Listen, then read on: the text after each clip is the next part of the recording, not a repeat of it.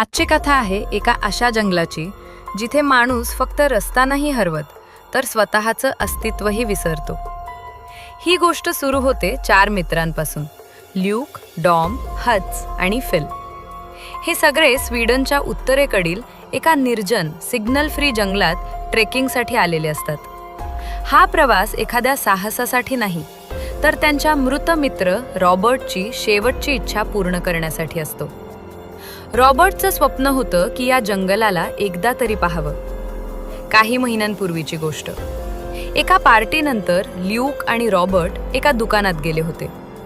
अचानक तिथे दरोडा पडतो। ल्यूक भीतीने लपतो, पण रॉबर्ट दरोडेखोरांना थांबवण्याचा प्रयत्न करतो। त्याची शिक्षा त्याला तिथेच मिळते। दरोडेखोर रॉबर्टला निर्दयपणे मारून टाकतात आणि ल्यूक ते सगळं डोळ्यांसमोर पाहतो। त्या दिवसापासून अपराधबोध ल्यूकला आतून खात असतो। रॉबर्टची इच्छा पूर्ण करण्यासाठी हे 4 मित्र जंगलात निघतात। सुरुवात सगळं ठीक असतं, पण चालता चालता डॉमच्या पायाला जोरदार दुखापत होते। हॉटेलपर्यंत परत जायला किमान 14 तास लागणार असतात आणि डॉमची ती क्षमता नसते। तेव्हा ते एक मोठी चूक करतात। जंगलातून शॉर्टकट घ्यायचा निर्णय घेतात। जंगलात पाऊल टाकताच सगळं बदलू लागतं। कंपस काम करेनासा होतो। हवा जड वाटू लागते। आवाज विचित्र होतात। थोडं पुढे गेल्यावर त्यांना एक भयावह दृश्य दिसतं। एका झाडावर काळ्या अस्वलाचं प्रेत लटकलेलं असतं। त्याचं पोट फाटलेलं, आतडी बाहेर आणि रक्त अजूनही जमिनीवर टपकत असतं। हे कुठल्याही शिकाऱ्याचं काम नव्हतं। हे काहीतरी वेगळंच होतं। रात्री मुसळधार पाऊस सुरू होतो। आसऱ्यासाठी त्यांना जंगलाच्या मधोमध एक जुनी मोडकळीस आलेली झोपडी सापडते। आत गेल्यावर वरच्या मजल्यावर एक विचित्र पुतळा दिसतो।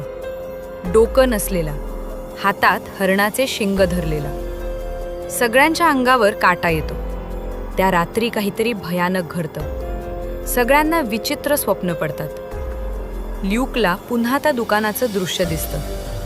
रॉबर्ट मरताना आणि सकाळी उठल्यावर ल्यूकच्या छातीवर खोल पंजांचे ओरखडे असतात। ते स्वप्न नव्हतं, ते खुणा खऱ्या होत्या। पुढच्या दिवशी एकामागून एक गोष्टी चुकायला लागतात। हॅच अचानक गायब होत। थोड्या वेळानं त्याचं प्रेत सापडतं, अगदी अस्वलासारखंच, झाडावर लटकलेलं, पोट फाटलेलं। आता सगळ्यांना खात्री होते की जंगलात काहीतरी त्यांचा पाठलाग करत आहे।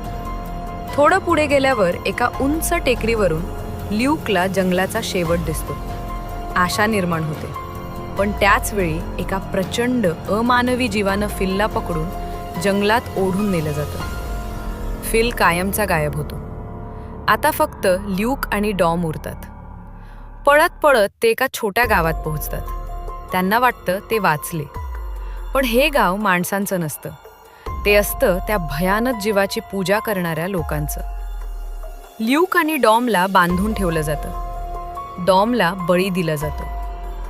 तो जीव त्याला भ्रम दाखवतो, त्याची पत्नी, त्याचं सुखी आयुष्य, आणि मग एका क्षणात त्याचा अंत करतो। ल्यूक कसाबसा स्वतःला सोडवतो। त्याला समजतं की हे लोक अमर आहेत, पण ना पूर्ण जिवंत ना पूर्ण मेलेले। ते त्या जीवाचे गुलाम आहेत। तो जीव माणसाच्या वेदना पाहतो आणि त्याचाच फायदा घेतो। ल्यूक सगळं पेटवून देतो, पुजाऱ्यांचा, त्या पंथाचा अंत करतो आणि शेवटी तो त्या भयानक जीवासमोर उभा राहतो। जंगल हादरवणारी दहाड आणि मग ल्यूकचा प्रतिकार, कुल्हडीचा वार, आणखी एक वार। जखमी झालेला जीव जंगलाबाहेर येऊ शकत नाही।